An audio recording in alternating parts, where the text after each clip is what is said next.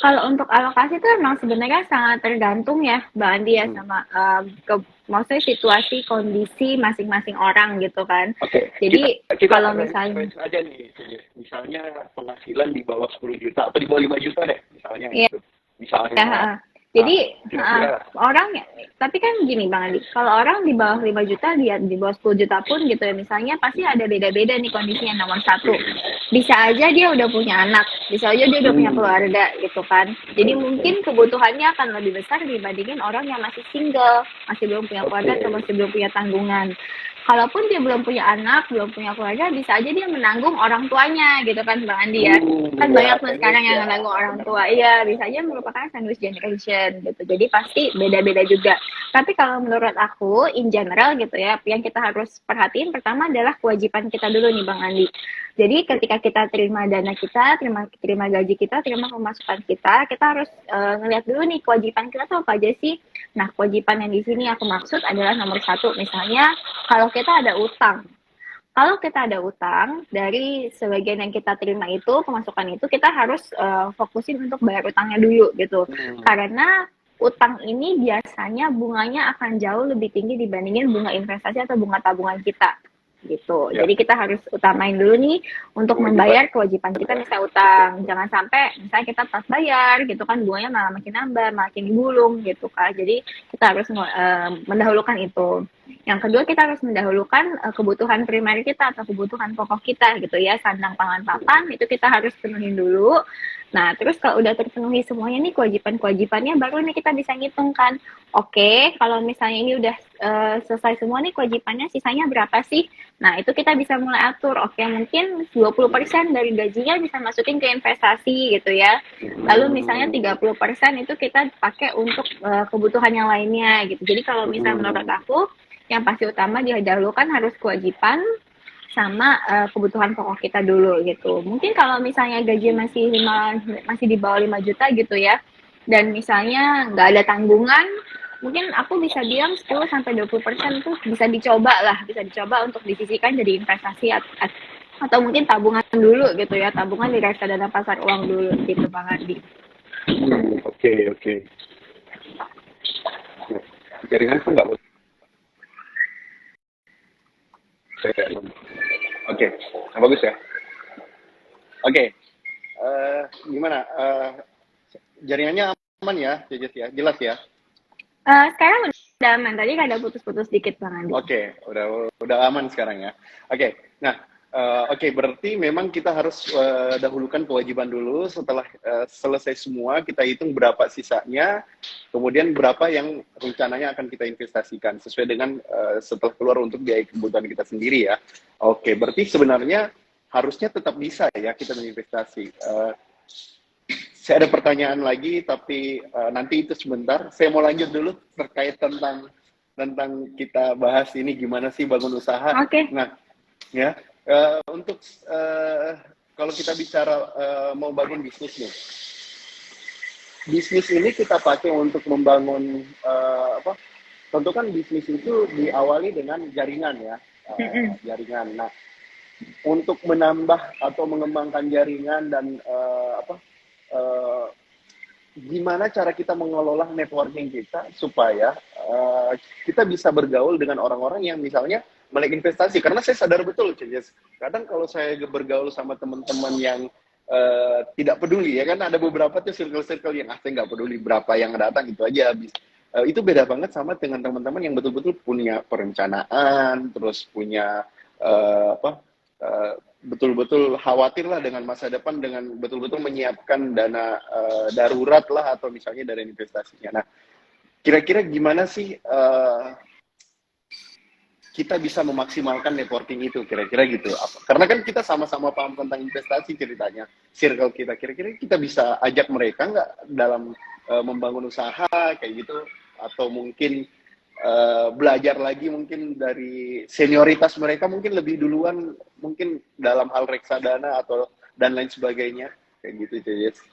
Oke, sebenarnya kalau misalnya mau dibilang ya Bang Andi, menurut aku tuh tahun 2023 ini tuh sebenarnya udah cukup enak banget ya, karena kan kita udah hampir semuanya terjangkau internet gitu kan. Nah, jadi sebenarnya kalau misalnya kita tuh masih belum punya circle atau misalnya kita pengen cari networking, jaringan yang mungkin paham investasi, paham tentang membangun usaha, paham tentang entrepreneurship. Nah, itu bisa banget kita tuh coba-coba cari aja gitu ya di Instagram atau di Telegram. Hmm. Mungkin kita cari komunitas-komunitas yang emang menaungi gitu ya, emang menaungi, memang bicara tentang investasi, memang bicara tentang mungkin upskilling atau upgrade skill, memang bicara tentang entrepreneurship gitu. Jadi sebenarnya kita bisa mulai cari di internet gitu ya, kalau misalnya mungkin secara offline gitu ya atau secara lahiriah di sekeliling kita belum ngelihat ada yang ada gitu. Dan mungkin kalau misalnya teman-teman yang kuliah, aku juga bisa saranin teman-teman mungkin ngelihat di kampus, karena biasa di kampus tuh ada juga komunitas pasar modal, komunitas investor, dan memang banyak sering juga edukasi-edukasi yang dijalankan oleh mungkin pelaku pasar modal ke masing-masing universitas gitu ya. Nah, terus untuk mungkin kita bisa ngeliat juga kalau misalnya kita udah ketemu komunitas dari online kita juga bisa tuh mulai mungkin ngajakin ketemu bareng gitu ya, kopi darat gitu kan di kota masing-masing gitu. Nah, mungkin bisa dimulai dari situ tuh, Mas. Nah, kalau Oke, misalnya udah benar-benar. mulai mengelilingi diri sendiri gitu ya dengan komunitas yang memang paham investasi, melek investasi, senang upgrade skill diri sendiri, aku yakin tuh kedepannya menemukan orang-orang yang like-minded atau berpikiran yang sama itu akan lebih mudah. Oke, nah kalau selanjutnya nih, misalnya saya udah invest, terus keperluan saya misalnya untuk buka usaha, anggaplah 100 juta ya gitu. Nah, sementara saya ini sedang bekerja. Nah, kapan sih saat yang tepat saya bisa memutuskan bahwa oke, hari ini saya resign, saya akan memulai usaha saya. Apakah pada saat saya sudah terkumpul misalnya modal 100 juta itu, ataukah saya harus punya spare lagi gitu? Menurut Cejes, seperti apa sih amannya dalam istilahnya saya harus bakar kapal nih yang penghasilan udah pasti, terus tiba-tiba saya harus tinggalkan untuk memulai usaha yang nggak pasti gitu.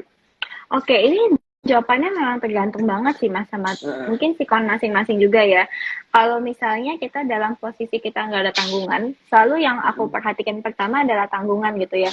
Mungkin akan lebih mudah untuk kita memutuskan, oke, kita resign hari ini, kita mau all in nih, kita mau jumpin ke resiko di mana kita mau membuka usaha sendiri. Karena memang untuk kita buka usaha sendiri itu jujur aja gitu ya, pas dan ini pasti benar, resikonya akan lebih besar dibanding kita kerja sama orang gitu ya Bang ya.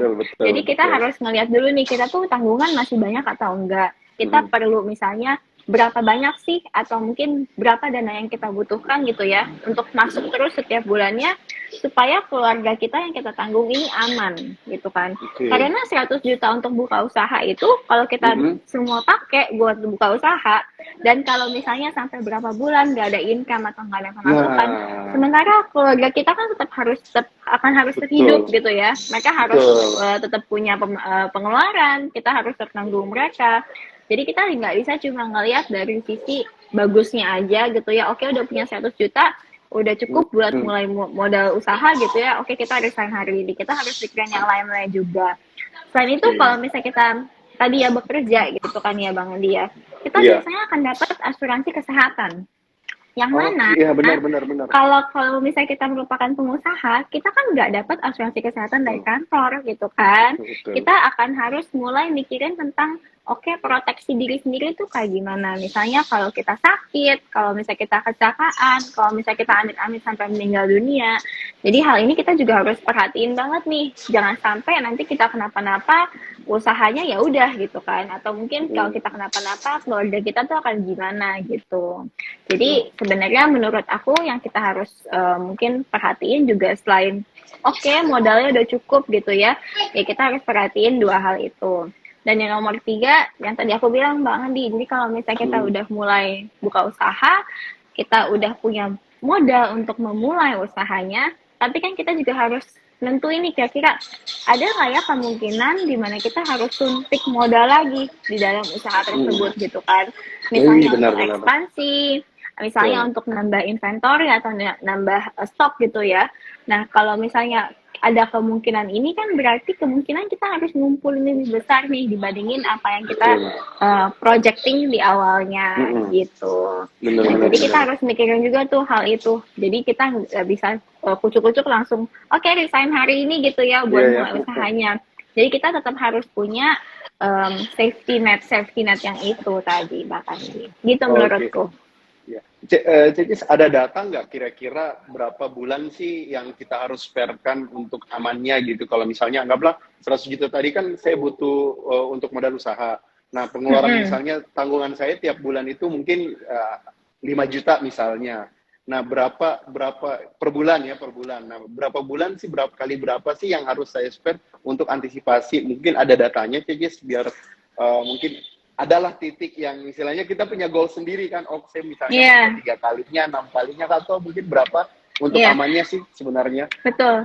Jadi kalau misalnya standarnya untuk orang yang punya pemasukan rutin itu dan single gitu ya Bang Andi ya. Ya, Standarnya itu adalah 3 kali itu minimal banget. 3 kali pengeluaran minimal tiga bulanan itu kali. minimal banget.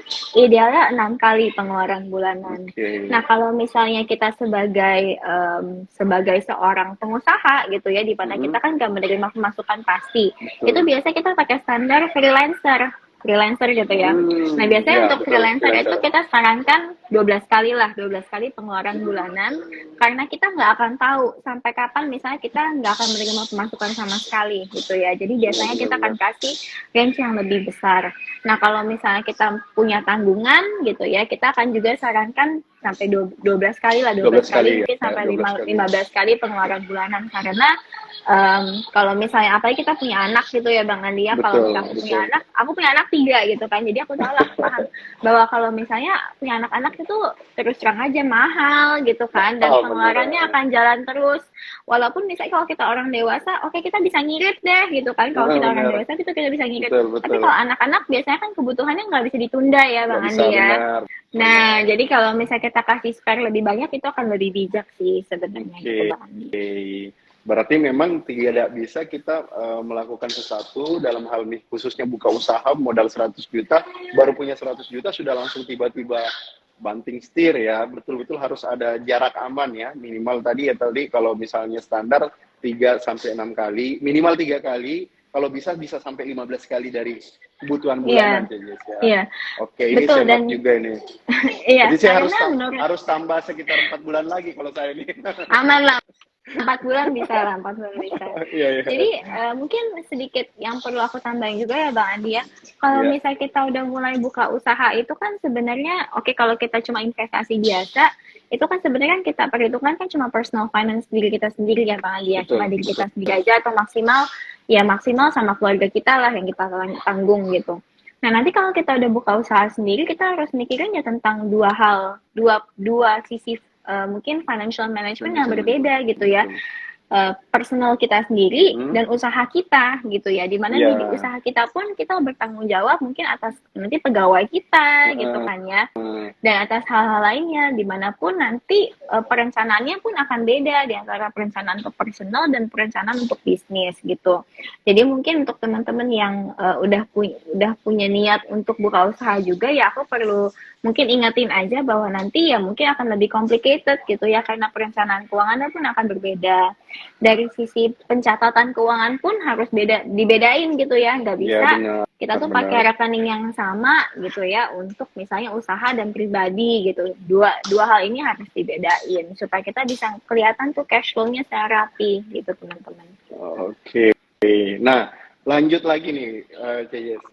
Kalau kita udah punya usaha nih, nah Mm-mm. tadi kan udah di-mention nih bahwa nanti pasti kita mau expand, ya kan, betul itu kan butuh modal lagi. Nah, bijaknya kira-kira, apakah gini, eh, misalnya kita punya usaha, ada dananya, ya kan, apakah disperkan khusus untuk kembali berinvestasi, anggaplah di eh, instrumen keuangan, ya kayak reksadana dan lain sebagainya, eh, atau misalnya asal ada dana nganggur simpan aja dulu kayak gitu, boleh nggak kayak gitu? Maksudnya daripada saya simpan di bank kan misalnya kepotong biaya admin lah dan lain sebagainya lah ya. Kalau misalnya anggaplah saya nanti pakai bulan depan gitu untuk bayar gaji pegawai misalnya, apakah cukup bijak kalau misalnya saya titip dulu reksadana, tahu-tahu kan ada naiknya 0, berapa persen gitu kan, Iya, kayaknya kan nggak dapat pajak dan lain sebagainya gitu. iya. Gimana tuh Jess? Menurut Sebenarnya Jess gimana? Oke, oke banget sebenarnya kalau menurut aku itu adalah sesuatu yang bijak banget sih ya Bang Andi ya. Oke. Tapi jangan sampai nggak ada cash sama sekali gitu kan. Ah, Tetap kita benar, harus benar, spare betul. cash. Oke. Nah, tapi kalau untuk aku harusnya ditaruh di reksadana pasar uang aja gitu. Kalau misalnya kita udah tahu kita mau Hmm. pakai bulan depan gitu ya, Hmm. kita taruh di reksadana pasar uang aja supaya nggak ada potensi penurunan nilai yang signifikan.